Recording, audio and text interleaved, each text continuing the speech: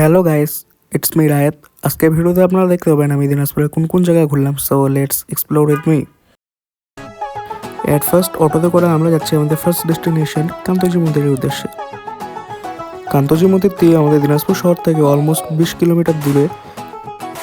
আপনারা চাইলে বাসেও যেতে পারেন, কিন্তু আমরা অটোতে গিয়েছিলাম তাই আমাদের সময় লেগেছিল 30 মিনিটের মতো। বাসে অথবা কারে গেলে আপনাদের টাইম লাগবে 20 মিনিটের মতো। রাস্তার ভিউগুলো এভাবে এনজয় করতে করতে আমরা যাচ্ছিলাম। অটোতে আমাদের যেতে খরচ হয়েছিল 50 টাকা। আপনারা যদি বাসে যান তাহলে আপনাদের 40 টাকার মতো খরচ হবে, কিন্তু বাসে গেলে আপনাদেরকে 12 মাইলেও নামিয়ে দিবে, কিন্তু আমাদের মতো অটোতে গেলে আপনাদেরকে কান্তজি মন্দিরের গেটেই নামিয়ে দিবে।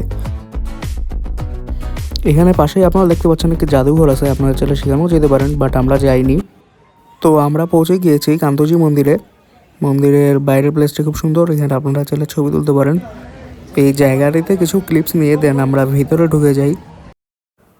আনফর্চুনেটলি দিনটি শুক্রবার হওয়ায় ভেতরে অনেক ভিড় ছিল, যেটা আমরা এক্সপেক্ট করতে পারিনি। এখানে ভিড়ের জন্য ছবি এবং ভিডিও তুলতে আমাদের অনেক প্রবলেমস হয়েছিল, তাই আপনারা ছুটির দিনগুলোতে না আসার ট্রাই করবেন। দেন এই ভিড়ের মধ্যেই আমরা ছবি তুলি এবং কিছু ক্লিপস নেই, যেগুলো আপনারা দেখতে পাচ্ছেন। কান্তজি মন্দিরের বাইরে আপনারা এই ছোট মন্দিরটি দেখতে পাবেন, এখানেও আপনারা কিছু ছবি তুলতে পারেন। এই প্লেসটিও ছবি তোলার জন্য বেস্ট। এই মন্দিরটির সামনে আমরা কিছু ছবি তুলি এবং কিছু ক্লিপস নেই। আমাদের নেক্সট ডেস্টিনেশন নয়াবাদ মসজিদ। আমরা আরেকটি অটো ঠিক করে নিই নয়াবাদ মসজিদে যাওয়ার জন্য। অটো দিয়ে আমাদেরকে নয়াবাদ মসজিদে ঘুরিয়ে 12 মাইলে নামিয়ে দিয়েছিল, সেখানে 50 টাকা খরচ হয়েছিল। এখন আমরা চলে এসেছি নয়াবাদ মসজিদে। মসজিদটি খুবই ছোট একটি মসজিদ, আপনারা দেখতে পাচ্ছেন।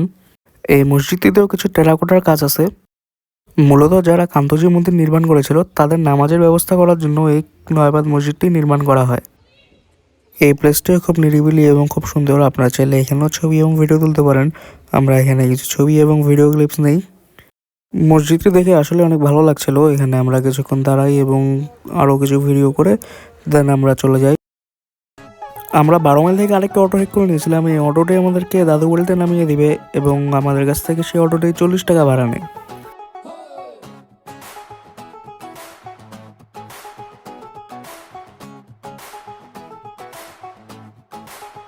রাস্তার মধ্যে আমরা খুব সুন্দর সুন্দর ভিডিও করতে করতে যাচ্ছিলাম এবং আমরা এখন দাদুবাড়ি রিসোর্টের দিকে যাচ্ছি। 12 মাইল থেকে দাদুবাড়ি রিসোর্ট যেতে প্রায় 10 মিনিটের মতো সময় লাগে।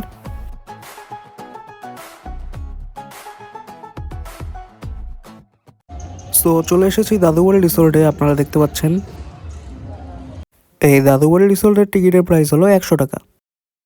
এখানে এসে আমরা খাবার অর্ডার করে নিয়েছিলাম। দাদুবাড়ি রিসোর্টে আপনারা খাবার অর্ডার করতে পারবেন। আমরা এই সেট মেনুটি অর্ডার করেছিলাম, যেটা প্রাইস ছিল 200 টাকা। এই সুন্দর প্লেসে আমরা খেতে খেতে এনজয় করছিলাম। এই দাদুবাড়ি রিসোর্টের এনভায়রনমেন্টটি আসলে খুবই সুন্দর। দিনাজপুরে সেরকম ভালো কোনো পার্ক না থাকায় সবাই এই রিসোর্টেই আসে। সো আমার সাথে এই পার্কের ভিউটি আপনারা এনজয় করুন।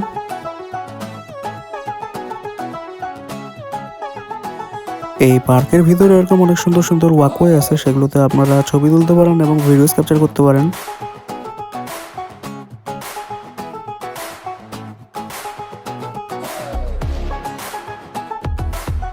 এই পার্কটিকে আপনারা পিকনিক স্পট হিসেবেও ইউজ করতে পারেন। আমরা যেদিন এসেছিলাম সেখানে 3টি পিকনিক হচ্ছিল, সো সেখানে ভিড়ও অনেক বেশি ছিল।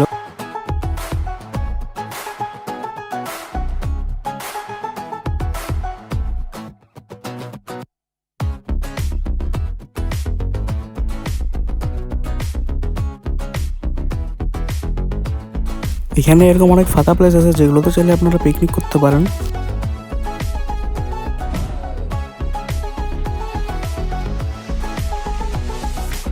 শুক্রবার হওয়ায় পার্কটিতে অনেক ভিড় ছিল, সো এই ভিড়ের মধ্যেই আমি ঘুরে ঘুরে এনজয় করছিলাম।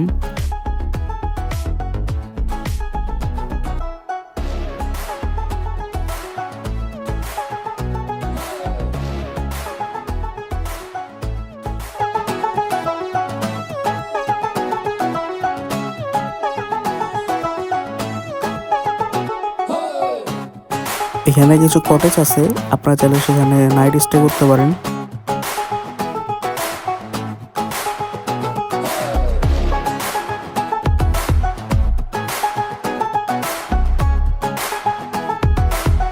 আমরা এখন দাদুবাড়ি রিসোর্ট থেকে বের হয়ে গিয়েছি। এখন আমরা যাচ্ছি হাজি রমেশের উদ্দেশ্যে। দাদুবাড়ি রিসোর্টের সামনে থেকে আমরা একটা অটো ঠিক করেছিলাম। অটোটি আমাদেরকে হাজি রমেশে নামিয়ে দিয়েছিল। সেখানে আমাদের ভাড়া লেগেছিল 15 টাকা।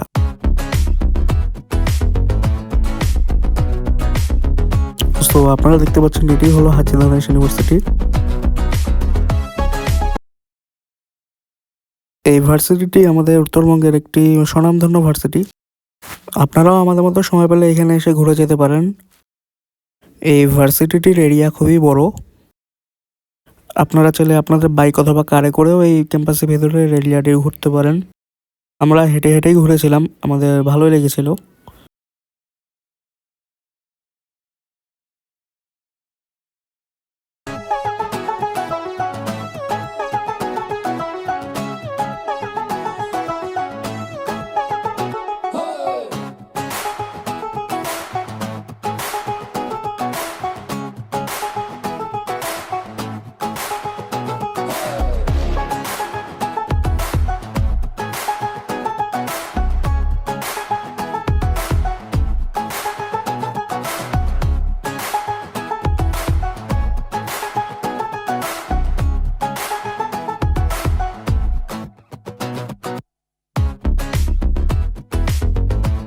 এই ভার্সিটির ভিতরে এনভায়রনমেন্ট খুবই নিরিবিলি এবং এখানে অনেক গাছপালা রয়েছে। সো আপনাদেরকে ভেতরের এনভায়রনমেন্টটি খুব ভালো লাগবে। আমরা হেঁটে হেঁটে এই ভার্সিটির সম্পূর্ণ এরিয়াটি ঘুরে দেখছিলাম।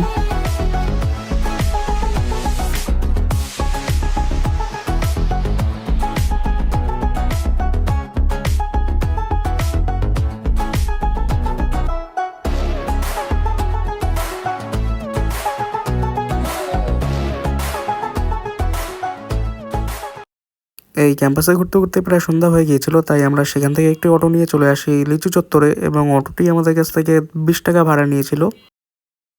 আজকের ভিডিও ছিল এই পর্যন্ত। এই ভিডিওটি যদি ভালো লাগে থাকে তাহলে আমার চ্যানেল সাবস্ক্রাইব করবেন। So thank you guys.